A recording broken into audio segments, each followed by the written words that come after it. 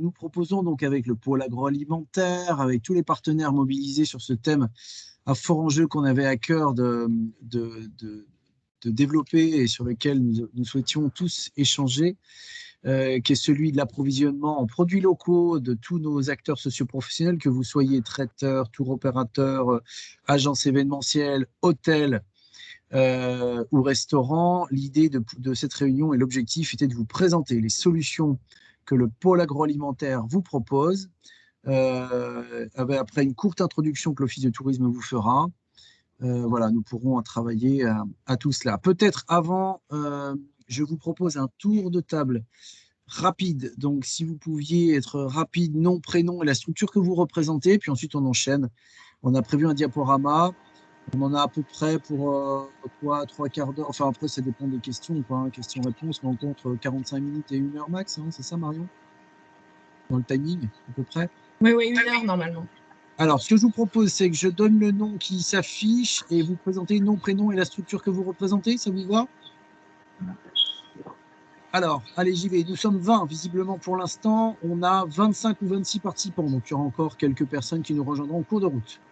Alors, j'ai adjoint Kyriat Grenoble Centre. Je n'ai pas le prénom.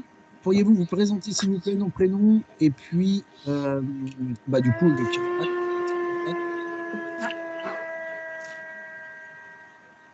Bon, alors j'enchaîne. Céline, je te laisse la parole. Donc, bonjour à tous, Céline, directrice du Hub by Privilege à Grenoble. Derrière la gare. Oui, derrière la gare. Cyril qui nous rejoint. Monsieur Clavel. Bonjour à toutes et à tous. Pascal Clavel, artisan boucher, charcutier traiteur à Voiron, aux portes de Chartreuse. Voilà. Ravi de vous accueillir. Votre témoignage nous sera utile et très intéressant. En tout cas, merci d'être avec nous. C'est chouette. Cyril Sarrazy, vous venez de nous rejoindre. Excusez-moi de vous tomber dessus, mais comme c'est dans l'ordre des choses, comme ça, on vous donne la parole. Pourriez-vous vous présenter nom, prénom et structure que vous représentez, s'il vous plaît? Bonjour, Cyril Sarrazy, Hôtel d'Angleterre à Grenoble. Attendez, je vais changer de pièce parce que... Bienvenue Cyril. Jean-Luc, nous entends-tu? Jean-Luc Dupéret. Oui, bonjour à tous. Jean-Luc Dupéret, directeur du marché de gros de Grenoble. On va intervenir à l'occasion sur les possibilités de produits locaux sur le lieu. Super, merci Jean-Luc de nous rejoindre.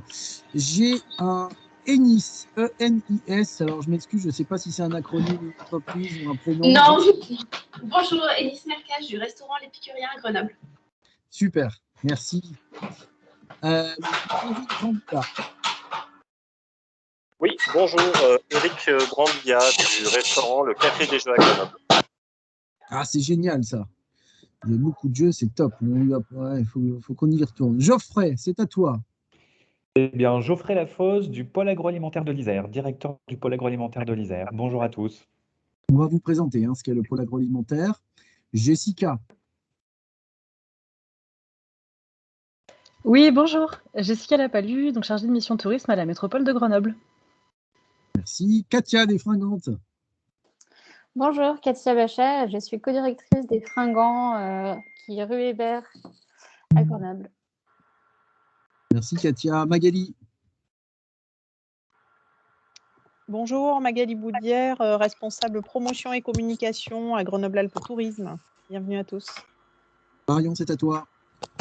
Bonjour, Marion Perrier, responsable du pôle attractivité touristique et transition à l'Office de tourisme de Grenoble. Nadine, si tu es là, c'est le moment. Nadine Rosier, je ne suis pas sûr qu'elle soit là, elle était avec moi il y a quelques instants en réunion. Donc Nadine Rosier qui travaille à l'Office de tourisme, qui est en charge des questions de partenariat. Alors vas-y Nadine. Effectivement, je suis là, mais mon micro m'a fait une petite coquetterie. Donc bonjour à tous. Donc moi je suis Nadine Rosier, je suis attachée de direction et des relations publiques à Grenoble-Alpes Tourisme. Monsieur Picard, dont j'ai perdu le prénom, pardon. Bonjour, Gérard Picard. Gérard, pardon, Gérard. Pas de souci, coordonnateur de la cellule Action territoriale pour le département de l'Isère, naturellement. Merci Gérard. Pierre Mandret.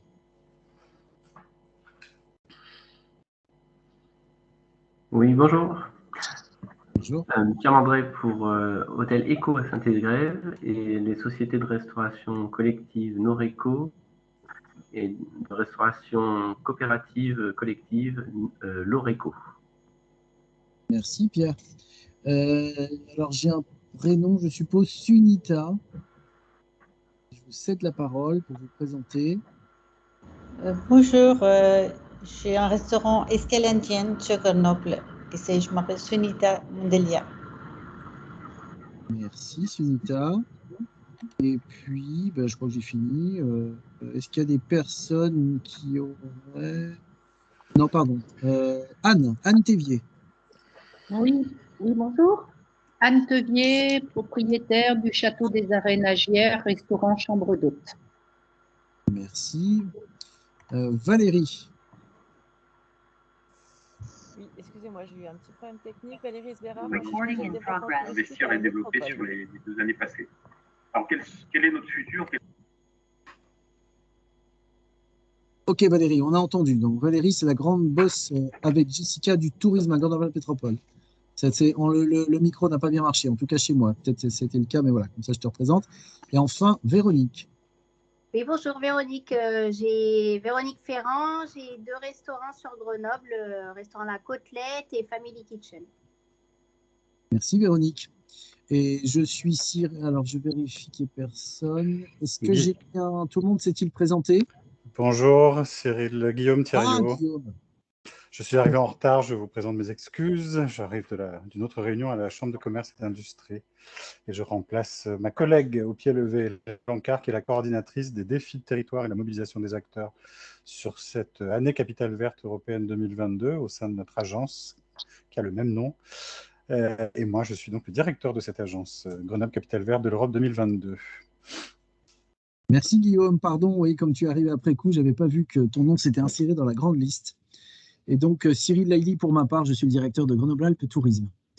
Nous vous avons concocté un diaporama pour faciliter les interventions et pour que nous soyons bien organisés et rendre le plus efficace possible cette visio. Merci à Marion pour le partage. On vous propose une présentation en plusieurs temps. On va essayer de les faire en mode flash, puisque l'objectif pour vous, c'est d'être évidemment opérationnel et qu'on puisse étudier à votre bénéfice, vous qui participez à la réunion, la façon dont on peut essayer de vraiment pousser et valoriser les produits de proximité, notamment par l'activité du pôle agroalimentaire et profiter de l'occasion de Capitale Verte et de tout ce qu'on pousse, y compris nous-mêmes en tant qu'office de tourisme, à travers cette formidable année qui est Capitale Verte européenne. Vas-y Marion, tu peux passer. Voilà, vous indiquez, c'est la page d'après, voilà, vous indiquez que... oui, c'est bon, tu peux. Alors, peut-être un mot, merci Marion, reste là. Le déroulement de ce qu'on vous propose en visio, c'est vous présenter, bien sûr, je vais vous faire un court topo sur les tendances tourisme post-Covid. Deuxième volet, nous céderons la parole à Geoffrey, qui s'est présenté, donc le directeur du pôle agroalimentaire de l'Isère, qui nous expliquera ce qu'est la démarche engagée sur les produits de proximité de la marque Isir ou pas, hein, parce qu'il y a des AOP sur lesquels la marque Isir, des produits Isir ne peuvent pas agir. Néanmoins, tout ça va de pair. Et puis les solutions d'approvisionnement. Ensuite, nous céderons la parole à Guillaume, qui vient de se présenter pour les défis Capitale Verte de l'agence. Ainsi que les défis du territoire. Et puis, nous céderons la parole à un exemple de belle réussite de M. Clavel qui s'est présenté, boucher traiteur, sur le pays voironnais. Alors, pour ma part, rapidement, puisque j'enchaîne, tu peux passer, Marion, s'il te plaît. L'idée est de pouvoir vous présenter donc, les tendances post-Covid. Après, tu peux passer, Marion, tu m'entends ? Il y a quelqu'un qui nous rejoint. Normalement, c'est bon, tu as la suite. Non, ça, je n'ai pas. T'as pas les tendances ? C'est bon. Ouais, c'est bon. Voilà, simplement vous indiquer qu'il y a 5 grandes tendances, que le scénario post-Covid est globalement, vous savez que le monde est confronté à un certain nombre de réalités qui un petit peu rattrapent la façon dont on traite notre planète et donc fait évoluer les attentes des clientèles. La première chose, c'est un besoin de ressourcement très fort et de repli sur ce qu'est les fondamentaux du corps à travers des grandes attentes des clientèles sur le plan santé-bien-être. Le bien-être passe aussi par l'hygiène alimentaire et la capacité à avoir des circuits les plus sains possibles dans sa façon de vivre. Donc c'est un sujet important. Nous incarnons à travers nos produits locaux et à la fois, bien sûr, notre activité de pleine nature, un territoire relativement exemplaire sur ce sujet-là. La deuxième chose, c'est la connexion et l'hyperconnexion et l'hyperdéconnexion que le territoire est capable de proposer. C'est une grande tendance de marché du tourisme. La connexion aux autres, alors relative, puisqu'elle est à la fois empreinte d'attente de confidentialité. On passe globalement d'un tourisme de masse à un tourisme d'espace en quelques années, assez rapidement. Certaines destinations parfois même rejettent les clientèles touristiques, là où il y a eu des politiques touristiques extrêmement fortes et puissantes. Et enfin, nous avons un désir d'insolite et un désir de révéler la confidentialité, les pépites d'un territoire. On n'en manque pas sur le territoire. Et enfin, un tourisme responsable, ça passe notamment, pour ce qui est du sujet que nous abordons aujourd'hui, par les attentes des clientèles qui veulent de plus en plus s'impliquer dans l'immersivité, dans la capacité à produire eux-mêmes d'ailleurs les produits locaux, ce qu'on appelle les consommateurs. Plusieurs territoires l'ont déjà expérimenté sur des fruitières, sur un certain nombre de produits. Et globalement, on est à la quête d'un tourisme beaucoup plus vertueux pour la planète, avec des attentes de séjour de façon beaucoup plus décarbonée. Voilà, ça c'est globalement les grandes nouvelles tendances. Sur les 5 grandes nouvelles tendances, on peut passer, Marion. Voilà, je cède la parole à Geoffrey qui vous présentera donc ce que sont les produits notamment de proximité ISIR. Très bien, donc rebonjour à tous, bonjour à ceux qui viennent de nous rejoindre. Donc je suis, pour ceux qui n'étaient pas là, Geoffrey Lafosse, donc directeur du pôle agroalimentaire de l'Isère. Donc je représente, alors qu'on vient de perdre le diaporama, me semble-t-il.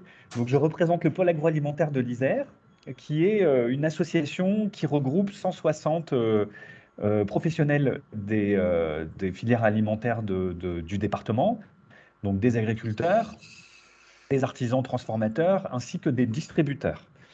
Voilà, et la vocation en fait de cette association est de développer, de rendre accessibles les produits locaux du département.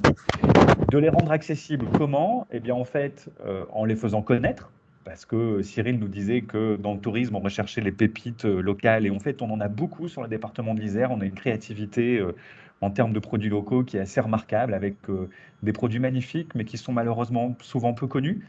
Donc on les fait connaître et ensuite on développe en fait leur commercialisation, donc pour les rendre accessibles à tout un chacun et faire en sorte qu'on les retrouve en fait de la manière la plus large possible sur le département. Cette association, en fait, je vous disais, regroupe des professionnels de l'alimentaire, donc ils s'organisent entre eux en fait pour accomplir ces tâches-là, qui les partagent en fait, parce que quand on fait ça à plusieurs, on partage les coûts commerciaux, les coûts marketing, les coûts logistiques. Donc ça rend en fait, ça facilite encore une fois l'accessibilité de ces produits. Et en fait, on fait tout ça grâce au soutien des chambres consulaires et des collectivités. Donc, chambres consulaires qui nous apportent un soutien technique, parce que bien souvent, pour se développer commercialement, il nous faut en fait de l'organisation, de l'accompagnement technique des producteurs. Et les collectivités qui nous apportent également un soutien technique et un soutien financier, donc pour accomplir ce que l'on veut faire. Et en termes de collectivité, eh bien en fait, vous avez la frise dessous, on est la frise des logos partenaires, des partenaires, donc on est largement soutenu sur le département pour développer ce que nos producteurs et nos distributeurs veulent accomplir. Alors, comment on fait tout ça? Avec quels moyens concrets? Eh bien, en fait, pour développer l'accessibilité des produits, on a des commerciaux, donc 2 commerciaux chez nous, qui en fait parcourent les magasins de la distribution du département pour développer les ventes de nos produits. Et on a aussi un point extrêmement important dans notre dispositif, donc une marque qui fonctionne en réalité comme un label, dont vous avez le logo là en haut à droite du diaporama. Donc nos produits ISER, nos produits ISIR, on le dit comme on veut, c'est le jeu de mots basé sur l'anglicisme. Hein. Et donc ce logo qui affiche en fait les valeurs de la marque qui sont celles qui nous animent. Parce qu'on ne défend pas n'importe quel produit, on défend bien entendu des produits locaux, mais avec une origine locale garantie et revendiquée, des produits éthiques et responsables, c'est-à-dire que nos produits garantissent une juste rémunération des agriculteurs et un certain niveau de qualité, notamment au niveau des modes de production. On a 30% de produits bio aujourd'hui et sur le reste, on est en train en fait de mettre en place des dispositifs de type HVE avec des diagnostics en cours chez nos agriculteurs. Donc aujourd'hui, en fait, on a 1000 produits qui répondent à peu près, entre 1000 et 1100 références qui répondent en fait à ce cahier des charges. Sur vraiment tout type de produits, on a la chance en Isère d'avoir, et c'est une situation assez exceptionnelle d'ailleurs à l'échelle nationale, hein, on a en fait tout type de produits véritablement. On a des fruits type abricots, cerises, pêche, etc. dans la vallée du Rhône. On a des produits laitiers, on a de la viande, on a des produits transformés, des produits bruts, on a des légumes, on a vraiment de tout. Et on a aujourd'hui, on retrouve cette diversité donc, dans les produits agréés à la marque. Voilà, et donc ces produits répondent à nos valeurs, c'est-à-dire qu'on a un cahier des charges en fait très précis sur les critères que l'on défend dans cette thématique locale, éthique, responsable. Donc les producteurs qui veulent nous rejoindre remplissent en fait un dossier de candidature qui est ensuite examiné par un comité d'agrément, donc qui est indépendant en fait au sein de l'association, qui est composé de professionnels qui rendent leur avis sur le produit avec un regard strict hein, sur ces différents critères. Et ensuite, après ça, on a en fait un cabinet extérieur en fait qui réalise des audits chez les producteurs dont les produits ont été agréés pour vérifier que ce qui a été annoncé est réellement fait. Donc la question des garanties est forte chez nous parce qu'on a ces valeurs que l'on défend fortement et ce sont bien ces produits-là que l'on cherche à développer au niveau départemental. Donc là, sur la droite, en fait, hein, du diaporama, là, sur les trois pavés de couleur, vous avez un résumé, en fait, notre mini-charte qui résume, alors avec un langage assez communicant, qui résume, en fait, nos promesses, nos valeurs, ce que l'on défend à travers notre marque. Voilà, donc je vous disais, et on peut peut-être passer à la diapo d'après, donc on cherche à diffuser, en fait, ces produits, donc on a des commerciaux, on a une marque, cette marque est un étendard, elle identifie ce que l'on défend et donc du coup elle garantit aux consommateurs que le produit qu'il y a derrière cette marque répond en fait aux valeurs qui sont affichées sur le logo. Et en fait, comment on développe commercialement ces produits? Donc je vous disais, on a 2 commerciaux chez nous, directement intégrés en fait à l'association. Ces 2 commerciaux travaillent en fait surtout au développement des produits dans la distribution du département, donc les magasins de distribution du département. Distribution, qu'elle soit petite, moyenne ou grande, peu importe, mais ils y travaillent. Et ensuite, pour travailler donc auprès d'acteurs tels que vous l'êtes, donc de la restauration, de l'hôtellerie ou du tourisme, là en fait on travaille plutôt avec des partenaires que je vais vous présenter juste après. Donc, par l'action de nos commerciaux en direct, on est présent dans les cash and carry du département et notamment en fait au niveau de l'agglomération grenobloise, à Métro Sassenage et à Promocash Grenoble, on y a quelques références. Donc, tout type de produits, hein, je vous ai mis là, viande, fruits, lait, bière, alcool, épicerie. Donc, vous y trouvez de nos produits et on a parfois quelques opérations de mise en avant de ces produits au sein de ces magasins. Sinon, après, donc, on s'appuie en fait sur 2 partenaires qui sont spécialisés dans la distribution de produits locaux, dont des produits ISER, donc aux professionnels des métiers de bouche. Donc on a pour commencer le box fermier. Donc le box fermier qui est une entreprise familiale, hein, voilà, donc qui a pour gérant Monsieur Guillemette, Jérôme Guillemette, qui est basé aux mines de Grenoble et qui vraiment fait l'interface entre les producteurs et les professionnels des métiers de bouche. Donc avec un système en fait qui vise à faciliter l'approvisionnement en produits locaux par des commandes centralisées et des livraisons en direct sur Grenoble et l'Aglo. Donc ça, c'est presque tous les jours de la semaine. Il y a 35 producteurs aujourd'hui référencés au box fermier qui en fait proposent des fromages, de la viande, des fruits, quelques produits d'épicerie et des œufs. Donc je vous ai mis en fait les coordonnées de Jérôme Guillemette, donc téléphone, et également l'adresse du site internet si vous souhaitez obtenir davantage d'informations sur les services qui sont proposés. Donc le box fermier propose des produits locaux, dont des produits ISER, qu'ils soient bio ou en agriculture conventionnelle, c'est comme ça qu'on l'appelle. Ensuite, il y a sur la diapo d'après, donc un acteur qui est spécialisé, lui, en produits bio, donc c'est Manger Bio Isère, qui n'est pas en fait orienté spécifiquement vers les métiers de bouche. Il travaille en fait enfin, avec la restauration commerciale ou l'hôtellerie. Il travaille aussi beaucoup avec la restauration collective, les écoles et collèges et lycées. Mais ils proposent aussi un service donc, à destination des restaurateurs et des hôteliers ou des professionnels du tourisme. Voilà, donc c'est une coopérative de producteurs qui est également basée aux mines et qui est en fait, elle, spécialisée en produits bio, locaux, dont des produits ISER. Et là, en fait, donc c'est une structure qui a 15 ans d'expérience déjà. Ça fait longtemps qu'ils sont implantés, qu'ils commercialisent des produits.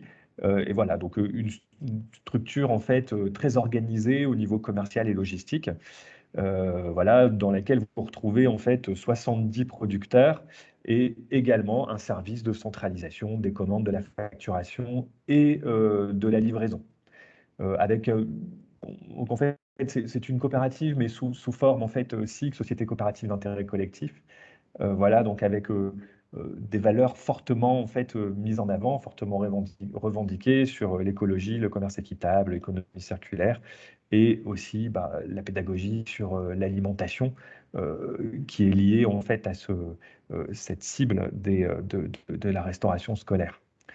Donc voilà, ce sont les endroits où les partenaires en fait par l'intermédiaire desquels vous pouvez trouver nos produits, en sachant que, bien entendu, Jean-Luc Dupéré est là, il aura peut-être un petit mot à ajouter, mais aujourd'hui, nos produits ne sont pas disponibles sur le carreau du mine, qui reste un endroit privilégié, bien entendu, d'approvisionnement des professionnels des métiers de bouche sur l'agglo. Nos produits ne sont pas directement disponibles sur le carreau, mais le mine reste cet endroit privilégié de distribution de produits locaux notamment. Donc, je ne sais pas si Jean-Luc en fait voudra ajouter un mot sur ce point-là. Je lui laisserai la parole bien volontiers. Voilà, si vous avez des questions sur notre label, nos produits, la manière dont vous pouvez vous les procurer, je suis à l'écoute de vos questions.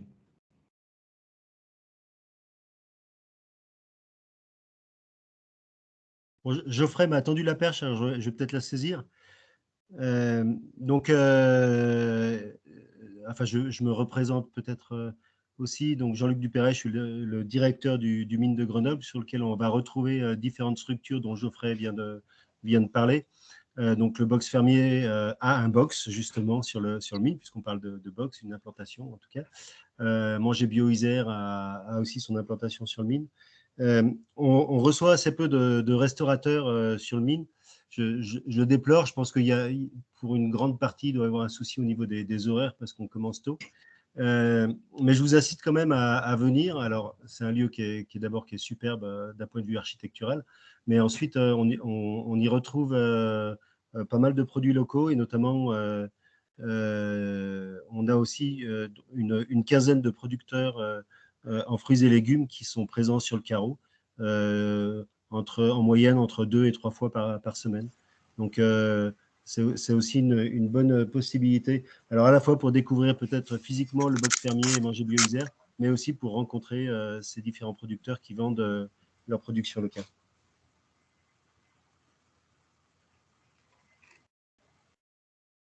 Je laisse la parole à qui la veut. Alors, je crois que quelqu'un a levé la main.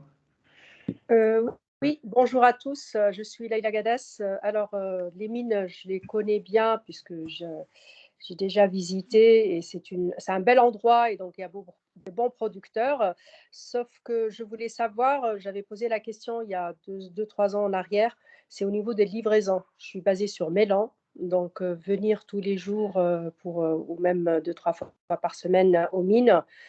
Je le fais une fois ou deux, mais ce n'est pas pratique pour moi. Donc, ma question, est-ce que le moyen de se faire livrer a été développé? Est-ce que, voilà, donc ça m'arrange, ça me permet un peu d'avoir les bons produits et être livré sur place. Merci. Eh bien, pour ça, alors, Jean-Luc, je me permets, hein, pour cela, en fait, vous avez les deux acteurs donc, que je vous ai présentés, donc le box fermier et Manger Bio-Isère. Donc, ils sont en fait effectivement implantés aux mines, mais qui ont leur catalogue de produits auxquels vous avez accès avec notamment des solutions de prise de commande en ligne, par exemple, qui vous permet en fait de faire ça quand vous avez le temps. Et derrière, en fait, donc un lieu de commande unique, une facture unique et une livraison qui vous est en fait assurée que vous soyez à Mélan d'ailleurs ou en ce qui concerne Manger Bio-Isère, partout ailleurs sur le département d'ailleurs. Et le box fermier livre aussi quelques zones en dehors de l'agglo. Merci. Mais ces solutions existent et donc les coordonnées sont sur le diaporama, donc qui sera mis à votre disposition, je pense, tout de suite après cette visio. Voilà, donc Marion a affiché de nouveau le diaporama. Donc vous avez ici les coordonnées de Manger Bio-Isère, par exemple. Donc là, que des produits bio. Et juste avant, donc sur la diapositive d'avant, le box fermier qui propose des produits bio et des produits non bio, avec les coordonnées à chaque fois. Donc là, voilà, ce sont deux acteurs plus orientés vers la restauration. Nous, on l'est un peu moins directement par nos propres moyens, donc on s'appuie sur eux, en fait, hein, pour la distribution de nos produits en restauration. Voilà, donc qui vous propose un service tout à fait complet, en fait, hein, pour répondre à vos besoins en approvisionnement local. J'ai pris en photo les deux slides. C'est parfait. Merci.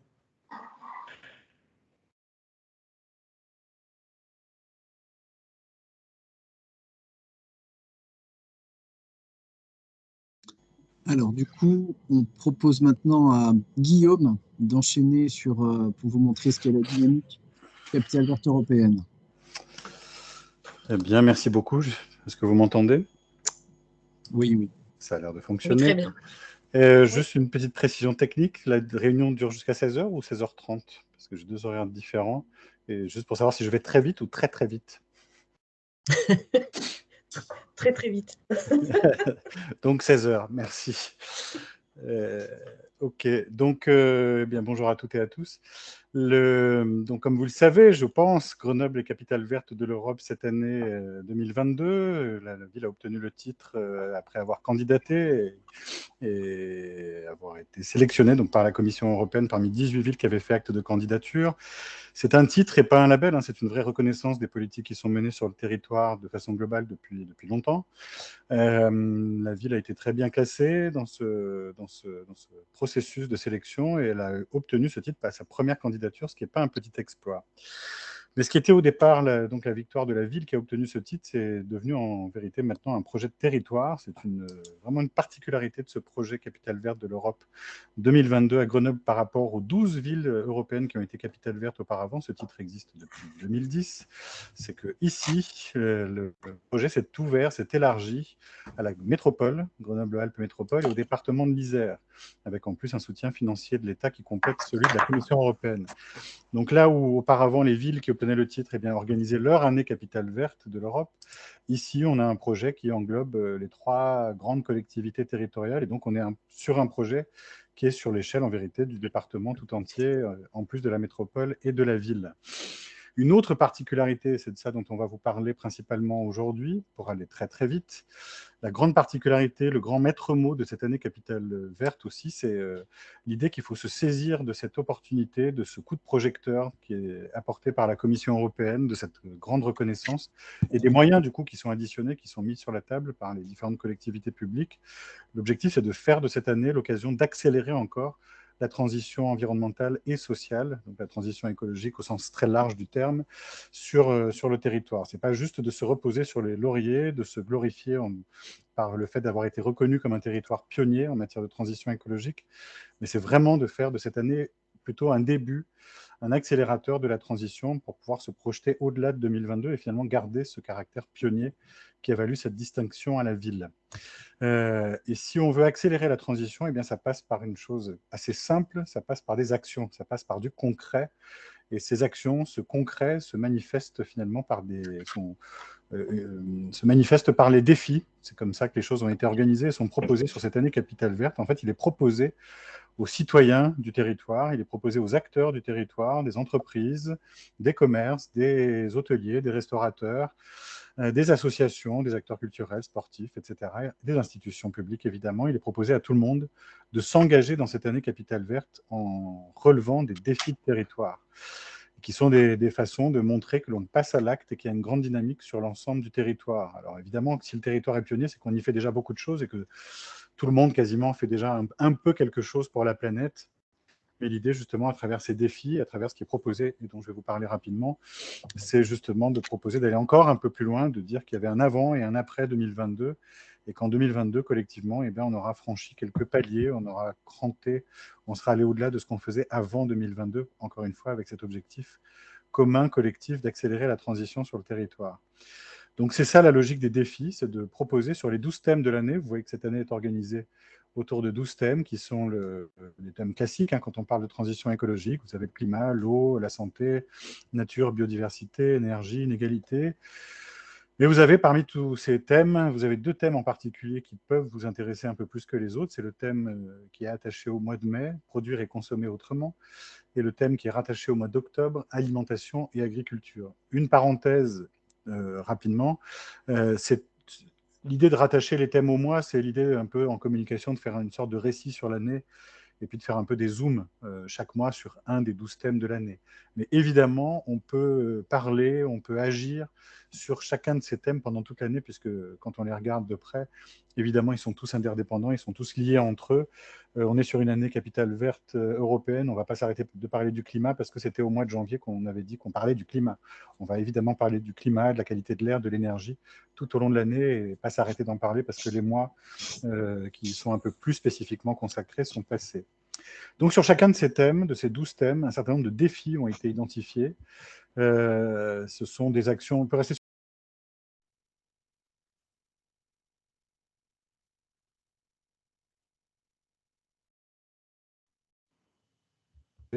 co-rédigé, hein, c'est un travail collaboratif entre les 3 collectivités partenaires, la ville, la métropole et le département, puis avec l'appui du conseil scientifique qui accompagne, qui est un peu le poil à gratter, le gendarme scientifique de cette année capitale verte. On a 12 thèmes, sur les 12 thèmes qui ont été proposés, 54 défis ont été identifiés. Et c'est des défis qui comprennent un certain nombre d'actions très concrètes, des actions qui peuvent se mener au quotidien, qui peuvent engager des investissements ou pas, ou juste des changements de comportement.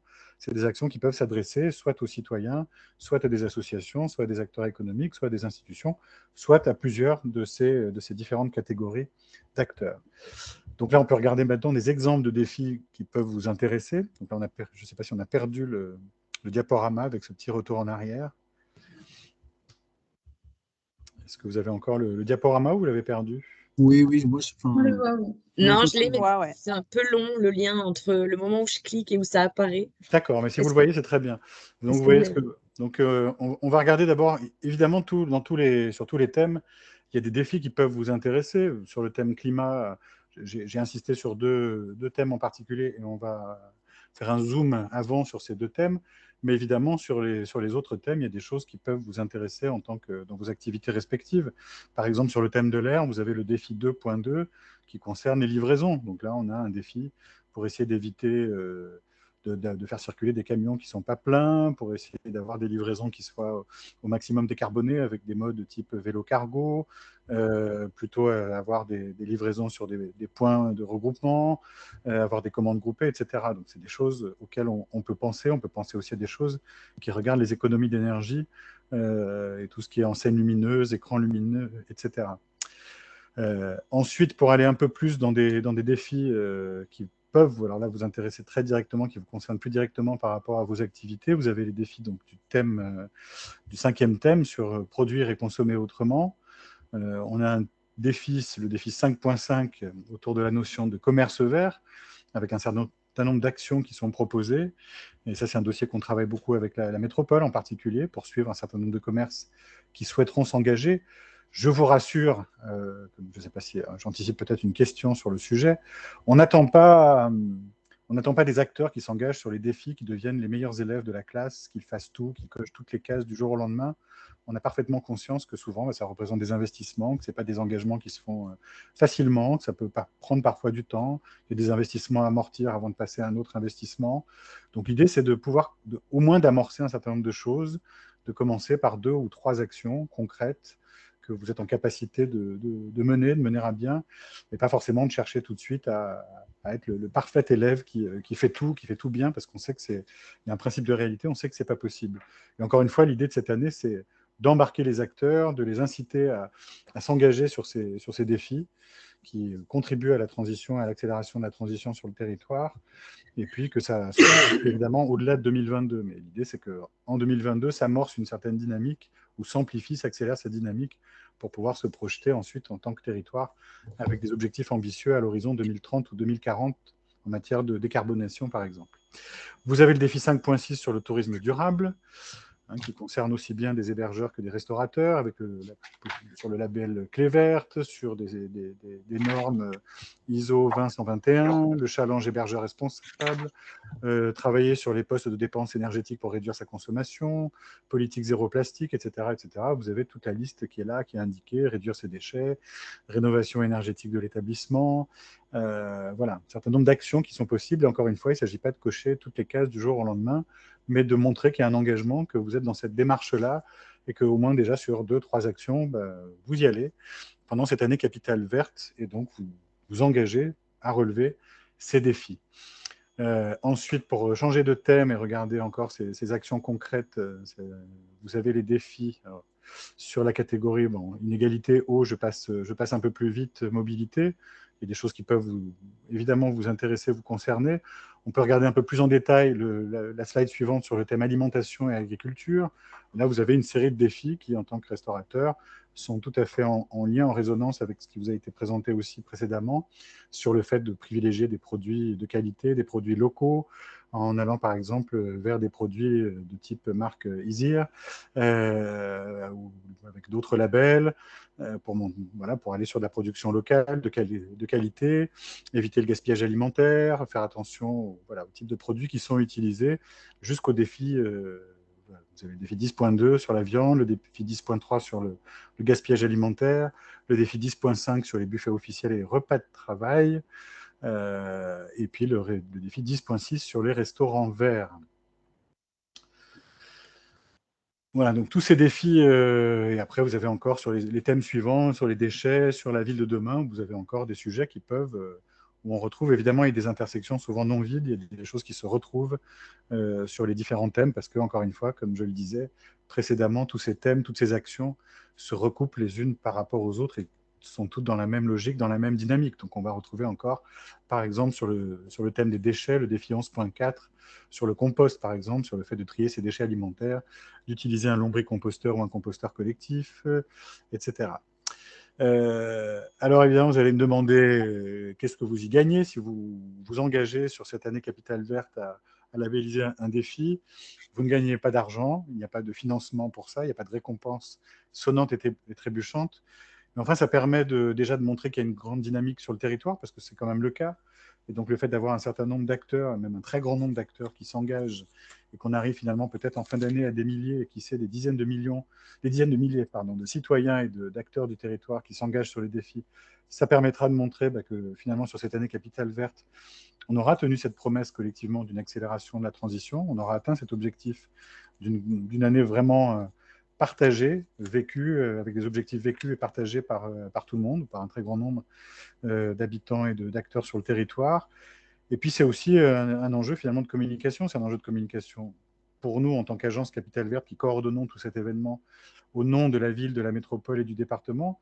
Mais c'est un enjeu de communication finalement aussi pour vous. C'est-à-dire que nous, on va vous donner, comme aux autres acteurs qui s'engagent sur des défis de territoire, on va vous attribuer ce label Capitale Verte de l'Europe 2022, qui est un élément que vous pourrez aussi utiliser. C'est-à-dire que vous pourrez mettre en avant le fait que vous êtes, dans votre activité, vous vous êtes engagé sur ces défis de l'année Capitale Verte européenne 2022. Et ça aussi, pour vous, c'est un retour d'image. Dans le même temps, nous, notre rôle en tant qu'agence Grenoble Capitale Verte de l'Europe, c'est non seulement de coordonner la relation avec tous les acteurs du territoire, c'est de gérer un peu la grande programmation d'événements. Je ne vous en ai pas parlé parce que c'est encore un autre sujet qu'on coordonne, et avec 600 événements sans doute pendant cette année. Mais là, sur la partie défi, notre rôle, c'est justement de diffuser, de partager, de communiquer sur les bonnes pratiques, sur les expériences intéressantes, sur les défis les plus intéressants, les plus ambitieux, les plus innovants, les plus pionniers, ceux qui des fois vont être sur une niche particulière et qui méritent d'être copiés-collés, d'être diffusés, divulgués, et pour en inspirer d'autres. Donc nous, on va aller regarder s'il y a des expériences intéressantes parmi les défis qui nous sont proposés, et on fera, le cas échéant, et ça peut être sur vous demain, on fait des reportages vidéo, on fait des articles, on fait des posts qu'on diffuse sur les réseaux sociaux, on transmet au grand public via nos médias partenaires. On travaille aujourd'hui avec le Dauphiné Libéré, avec France Bleu Isère, avec Place Grenette, bientôt avec d'autres, qui sont aussi nos relais pour raconter, ils sont nos relais en tant que partenaires, vraiment pour raconter ces histoires de tous ces acteurs de l'année Capitale Verte qui vont faire des choses intéressantes, des choses qui méritent d'être racontées et diffusées. Donc, c'est un retour pour vous en termes de communication, en même temps que l'affichage que vous partagez, les objectifs de cette année Capitale Verte, que vous avez une certaine fierté d'être sur ce territoire qui a été reconnu et qui a envie d'aller encore plus loin, mais il ira plus loin avec vous, il ira plus loin avec toutes celles et tous ceux qui voudront bien y participer. Donc, en vous engageant, vous avez ce label, vous affichez que vous en êtes, et en même temps, vous envoyez un signal à vos clients potentiels, aux personnes qui vont chercher un restaurateur, par exemple, pour demain une prestation, pour un repas, etc. Ils vont se dire, tiens, celui-là, il est Capitale Verte. Bon, je peux y aller, quoi. Je suis dans la dynamique de cette année, et je sais que je vais être avec quelqu'un qui travaille en cohérence avec un certain nombre de sujets qui sont importants pour tout le monde aujourd'hui. Voilà. Alors, après, tout ça s'organise à travers le site internet de l'agence. Toutes les informations sont sur notre site greengrenoble2022.eu. Si vous décidez de vous engager sur un défi, il y a un formulaire très simple à remplir qui est en ligne sur le site et qui nous permet donc de regarder quelle est votre proposition d'action et donc de juger si on peut ou non vous labelliser. Mais encore une fois, on labellise de façon plutôt assez souple, c'est-à-dire qu'on est plutôt dans une logique d'encouragement au passage à l'acte et non pas dans un flicage et dans une attente disproportionnée par rapport aux possibilités de chaque acteur. Et en complément sur le site internet, non seulement il y a toutes ces petites formalités à faire, mais qui sont encore une fois très simples, vous avez un catalogue de ressources, parce que pour s'engager sur les défis, parfois c'est un peu compliqué, on ne sait pas trop par quel bout prendre, on ne sait pas quels sont les moyens, quels sont les outils à notre disposition. Si je veux réduire mon empreinte carbone, par exemple, comment je fais pour calculer mon empreinte carbone? Ce sont des outils que vous trouvez aussi sur notre site avec un catalogue de ressources complémentaires du catalogue de défis. Et donc, ce sont deux outils finalement, le guide des défis, le catalogue des défis et le catalogue de ressources, sont deux outils qu'on met à votre disposition pour faire franchir le pas et passer à l'acte ou amplifier vos actions ou diversifier vos actions par rapport à ce que vous faisiez avant 2022. Et sans doute, vous n'avez pas attendu 2022 pour commencer à agir dans certaines directions qui ont à voir avec la transition écologique. Voilà, j'ai dit, j'espère ne pas avoir été trop long. Et évidemment, je suis à votre disposition pour répondre à des questions si besoin. Merci Guillaume. Très très riche. Y a-t-il des questions sur Capitale Verte avant de céder la parole à M. Clavel qui pourra nous faire un témoignage d'approvisionnement réussi en produits locaux, nous a-t-on dit. Y a-t-il des questions d'abord sur Capitale Verte?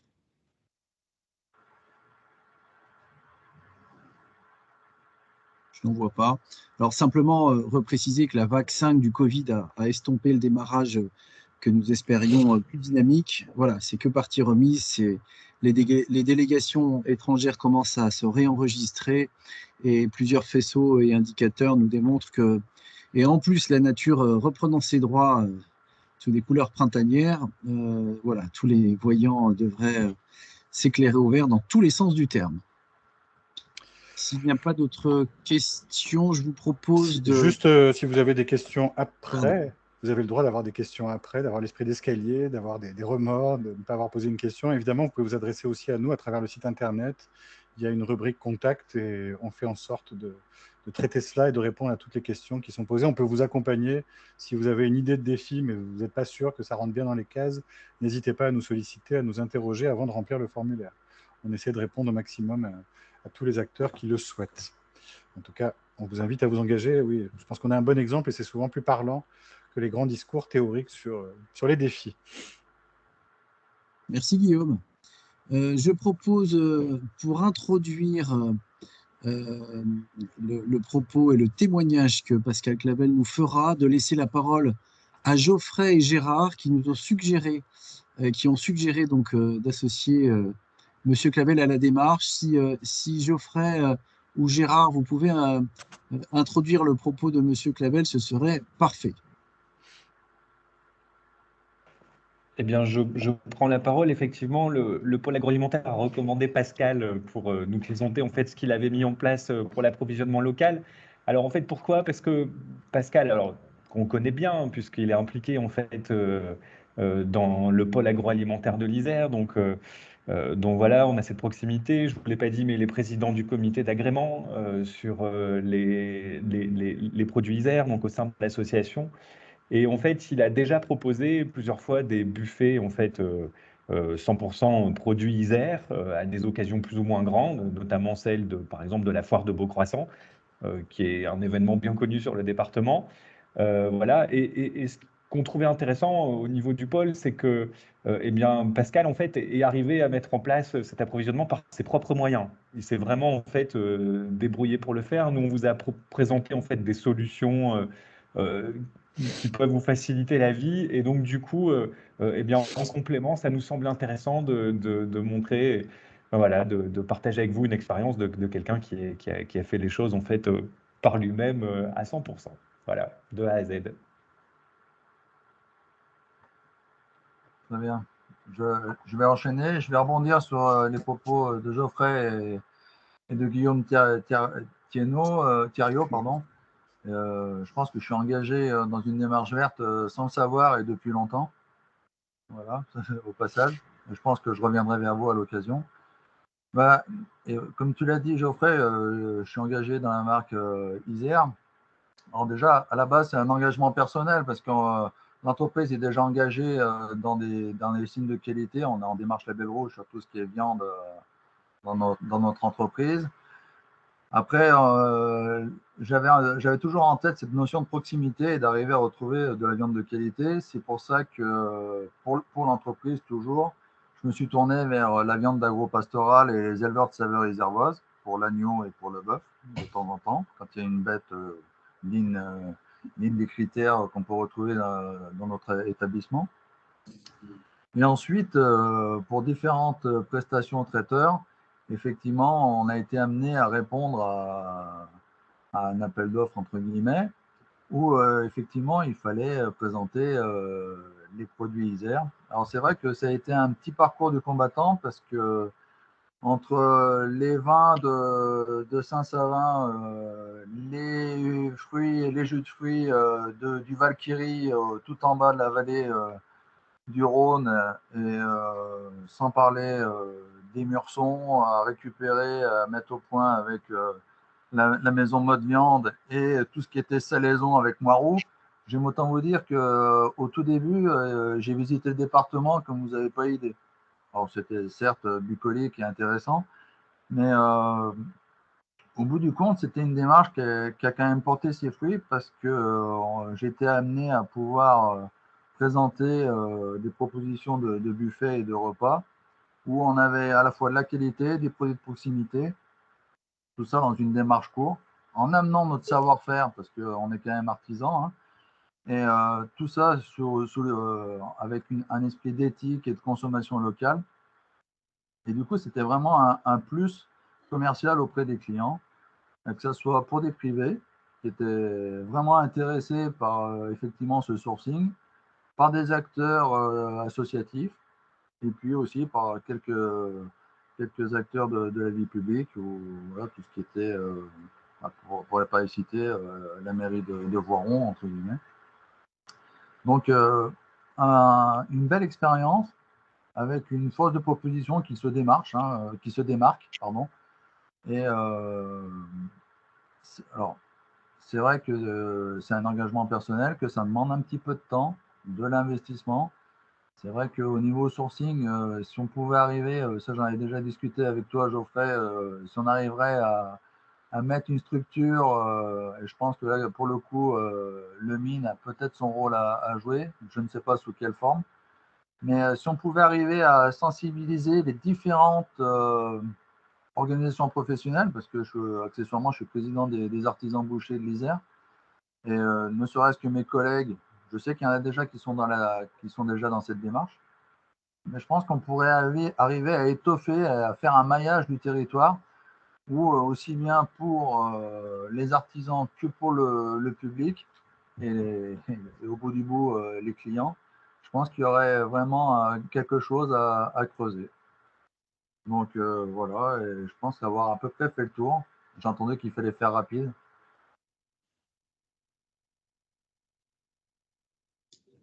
Merci Pascal. Voilà un bel exemple en tout cas de pratique. Avez-vous des questions, notamment en particulier sur les solutions proposées par le pôle agroalimentaire, puisque l'objectif c'est de vous amener des solutions que d'ici à ce que nous nous réunissions la prochaine fois, puisqu'on vous proposera de nous rejoindre à un instant T spécialement sur ce thème-là à l'occasion du mois dédié au consommer mieux qui aura lieu le mois de mai, comme Guillaume l'a indiqué. Et donc, nous organisons un after-work auquel vous serez conviés. D'ici là, l'idée étant aujourd'hui de vous proposer les solutions. Avez-vous des questions sur ces solutions, ces quelques pistes? Moi, j'ai une question. Je ne sais pas si on m'entend. Oui, c'est bon, Mylène, allez-y. Bonjour. Bonjour. Je suis désolée, je n'ai pas pu prendre la visio au départ. J'ai une question pour Monsieur Clavel. Je voudrais savoir, quand vous parlez de maillage, en fait, c'est d'avoir un document digital qui puisse permettre d'avoir tous les points possibles d'achat de produits locaux, aussi bien pour les professionnels d'un côté que pour les particuliers. Alors, Vous oui. parlez de maillage sur l'ensemble du territoire Isère, c'est ça? Un peu comme ce qu'a fait déjà pour les particuliers, par exemple la Matésine, qui a un document qui référence de nombreux artisans de métiers de bouche et de producteurs. Mais là, de l'avoir sur tout le territoire, est-ce que c'est bien ça? Alors oui, il existe déjà. Geoffrey, tu m'arrêtes si je me trompe, mais en allant sur le site, on arrive à avoir une géolocalisation aussi bien de producteurs que d'artisans. Et c'est vrai qu'à mes yeux, on pourrait encore un peu plus l'étoffer en essayant de continuer cette dynamique. Mais l'outil existe. Parce qu'aujourd'hui, vous avez un outil qui est un site internet qu'a mis en place l'État, qui s'appelle Produits locaux ou 100% local, quelque chose comme ça, qui permet, avec un moteur de recherche, de retrouver un maximum de choses déjà au niveau de l'Isère. Voilà, alors, bon, c'est sûr que ça peut faire, enfin, plus ils sont visibles un peu partout sur différents sites, et mieux c'est. Mais voilà, c'était juste Peut-être que Geoffrey pourrait plus étoffer la réponse. Oui, oui, tout à fait. En fait, on est sur, enfin, on va mettre en avant, on a changé notre site internet en décembre 2021 et la partie produit, donc effectivement, qui existait avant, Pascal, hein, qui était claire, en fait, elle va être mise en œuvre sur le nouveau site internet très prochainement. En fait, il me semble qu'aujourd'hui, pour faciliter l'approvisionnement des restaurateurs, des hôteliers, des acteurs du tourisme, il est plus important de trouver des solutions, en fait, qui leur facilitent la prise de commande et l'approvisionnement. Parce que finalement, aller chercher des produits chez les producteurs, on arrive toujours à trouver des producteurs, des noms de producteurs, effectivement, sur l'outil dont vous parlez, Mylène, hein, l'outil de l'État ou d'autres, notre site internet. Mais ça, comme le disait Pascal, en fait, et son expérience était intéressante également à ce niveau-là, c'est que ça nécessite du temps.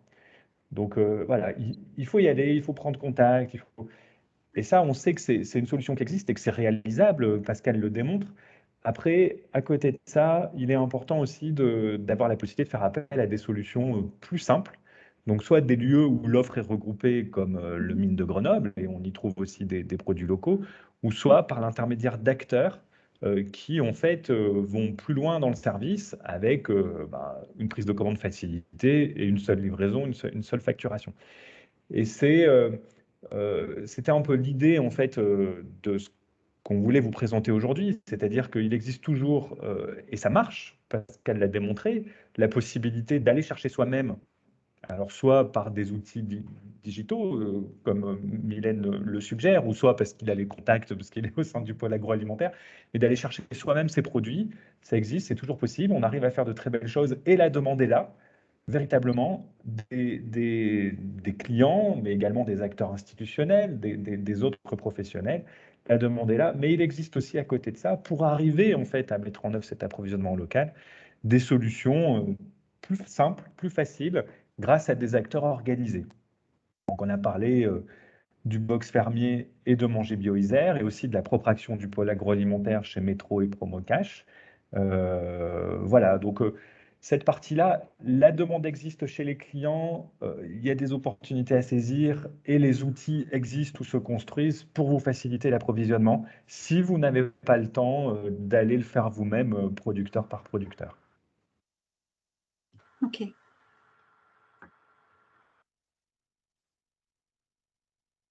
Merci. Y a-t-il d'autres questions?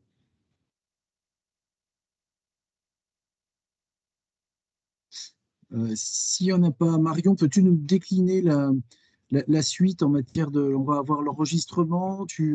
Comment ça se passe, un envoi de l'enregistrement pour ceux qui n'auraient pas été là, qui voudraient revoir ou qui auraient besoin d'une information, peut-être avec les contacts, mail, box fermier, Manger Bio Isère, etc.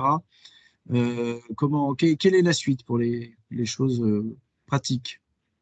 Alors là, on a enregistré l'atelier, on l'installera sur la plateforme l'espace pro de l'Office de tourisme. Je vais vous faire un mail à tous dans lequel je mettrai un lien vers cette plateforme. Et je vous enverrai aussi en pièce jointe le PowerPoint de la présentation dans lequel on rajoutera les contacts, il y aura toutes les informations. Après, il ne faut pas hésiter à revenir vers moi ou vers tous les contacts que vous aurez si vous avez des questions ou si vous voulez avancer sur un projet par rapport aux défis, enfin voilà, et ainsi de suite. Mais je vous envoie tout ça au plus tard demain matin.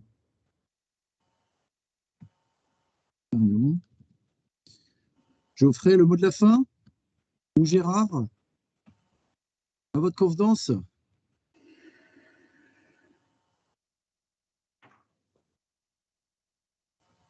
Allez, je vous laisse conclure. Geoffrey, c'est à toi.